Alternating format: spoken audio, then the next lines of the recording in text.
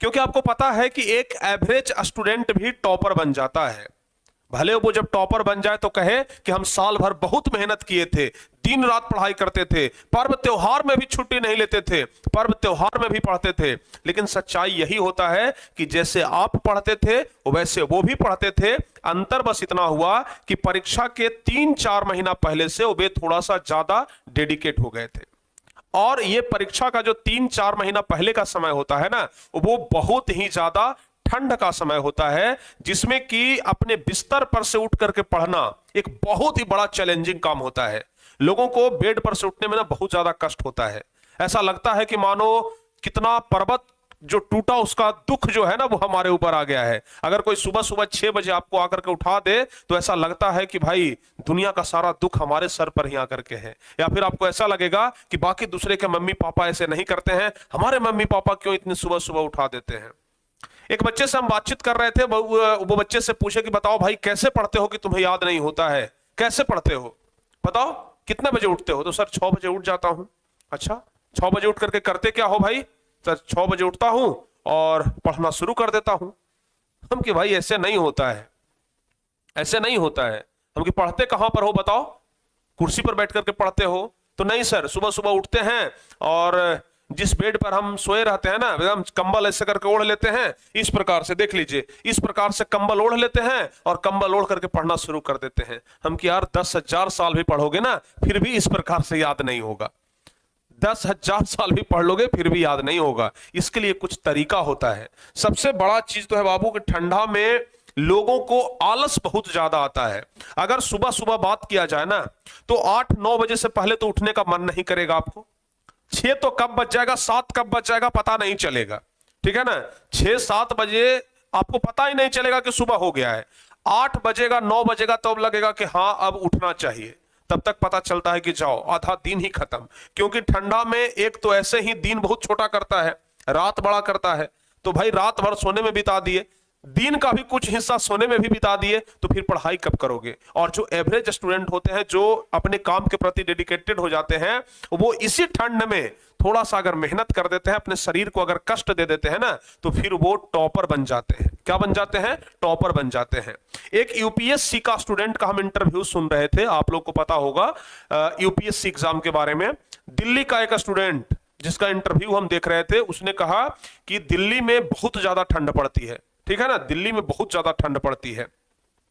और उस ठंड में भी हम सिर्फ एक जैकेट पहन करके बैठा करते थे और बैठ करके रात रात भर पढ़ाई करते थे, ठीक है ना। वही हमारा एक दोस्त था जो बिस्तर पर ही बैठ करके कंबल ओढ़ करके पढ़ता था, पता चलता था कि 2 घंटा में उसको नींद आ गया, ठीक है ना।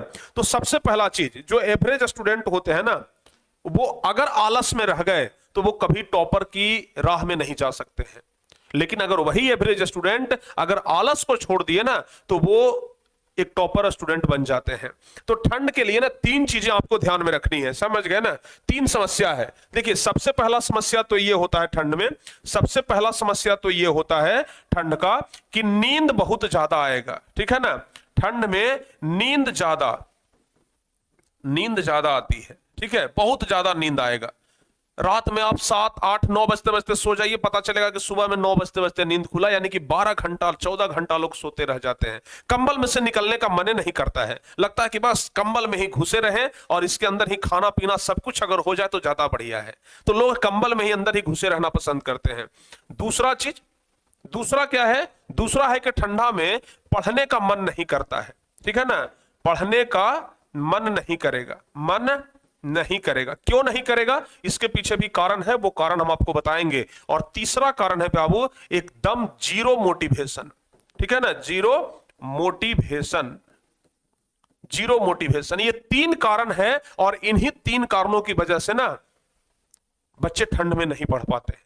सबसे पहला है कि नींद ज्यादा आती है। ठंडा, जानते हैं कि अगर पूरा वातावरण ठंडा है, सब जगह पर ठंडा है, यानी कि अगर आप कंबल से निकले तो एकदम समझ लीजिए कि कोल्ड जोन में प्रवेश कर गए, ठंडे में प्रवेश कर गए। तो वैसी स्थिति में मन करता है ना कि कंबल के अंदर ही दबके रहें, बस कंबल से निकले ना। कंबल से अगर कोई निकालने का प्रयास करता है तो ऐसे लगता है कि मानो उसके साथ विश्व युद्ध कर ले, समझ गए ना। तो कंबल से कोई निकालने का प्रयास करे ना तो बड़ा उस पर गुस्सा आता है। लेकिन कंबल से निकलना बहुत जरूरी है, कंबल से निकलना बहुत जरूरी है। बहुत सारे बच्चे क्या करेंगे, सुबह सुबह उठ तो जाएंगे, सुबह सुबह 6 बजे उठ जाएंगे, भाई हमें पढ़ना है, लेकिन पढ़ने के लिए वो बेड पर से उठ करके कुर्सी पर जाकर के टेबल पर, कुर्सी टेबल पर नहीं पढ़ेंगे। वो कैसे पढ़ेंगे, इस तरीके से पढ़ेंगे, या तो बेड पर ही लेट जाएंगे, ऊपर से कंबल ओढ़ लिए और अंदर पढ़ाई कर रहे हैं, पता चलता है कि आधा घंटा आते आते फिर से नींद आ गया।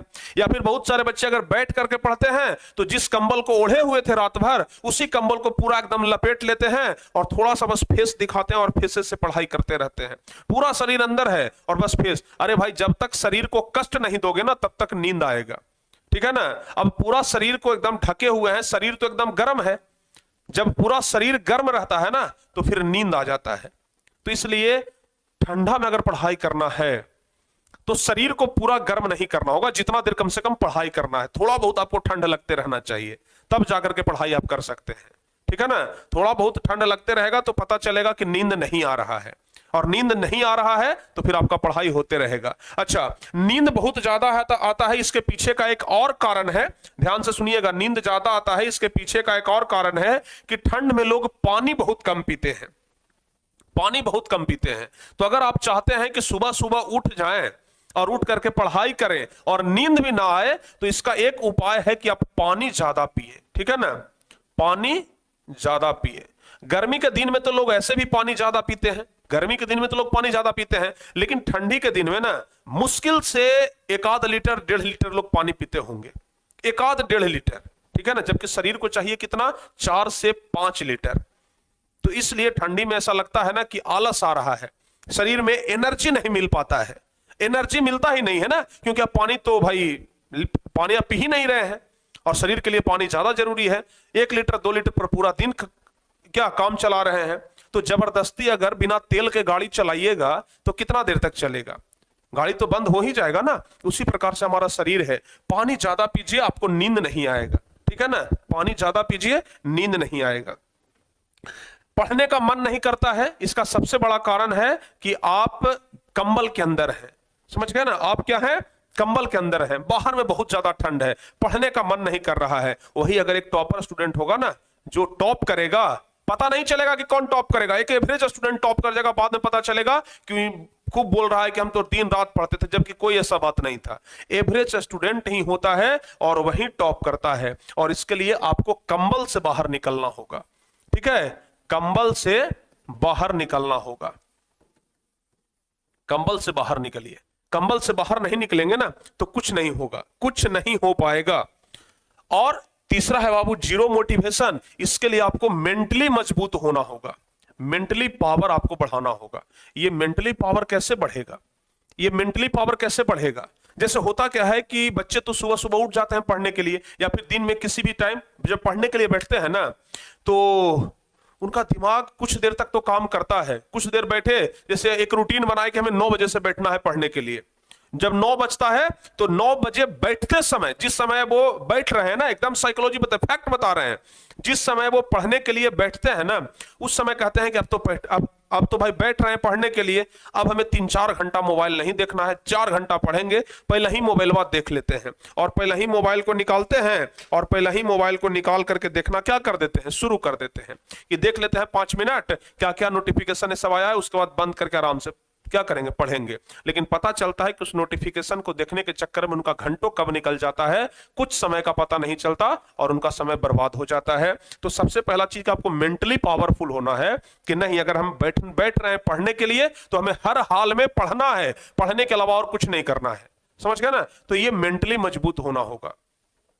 उसके अलावा जो आपका सबसे फेवरेट सब्जेक्ट है, पसंदीदा जो सब्जेक्ट है ना, जो आपका सबसे फेवरेट सब्जेक्ट है, जो पसंदीदा सब्जेक्ट है, कोशिश करिए कि जब भी हम पढ़ने के लिए बैठ रहे हैं तो कम से कम आधा घंटा अपने फेवरेट सब्जेक्ट को पढ़ें, ठीक है ना, कम से कम आधा घंटा अपने फेवरेट सब्जेक्ट को पढ़ें। और जब दिमाग का आदत लग जाए पढ़ने का, आधा घंटा पढ़ते पढ़ते दिमाग को भी आदत लग जाता है कि चलो भैया पढ़ना है, तो जब दिमाग को लत लग जाए, आदत लग जाए कि नहीं अब हमें पढ़ना है, तो फिर आप वो सब्जेक्ट भी निकालिए जो आपका पसंदीदा नहीं है, फिर उस सब्जेक्ट को भी पढ़ने में आपको बहुत ज्यादा मन लगेगा।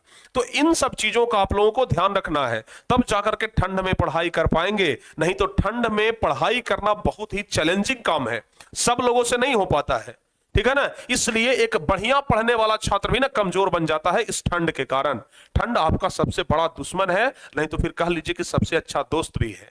ठीक है ना। अगर इसी ठंड में आप पढ़ाई कर लिए तो आप टॉपर्स तक पहुंच जाएंगे। अगर पढ़ाई नहीं किए तो आप अगर टॉपर्स की राह तक बढ़ने का कोशिश भी कर रहे हैं ना, फिर भी ठंड आपको पीछे कर देगा। तो इसलिए ठंड में पढ़ने का सबसे बेस्ट तरीका है पानी ज्यादा पीजिए, हमेशा कंबल से बाहर निकल करके पढ़िए, बेड से उतर करके कुर्सी पर टेबल पर बैठ करके पढ़िए। कुर्सी टेबल पर पढ़ेंगे कभी नींद नहीं आएगा। कंबल में घुस करके अगर बेड पर बैठ के पढ़ेंगे आधा से 1 घंटा होते होते पुनः आपको नींद आ जाएगा, चाहे दिन हो चाहे रात हो।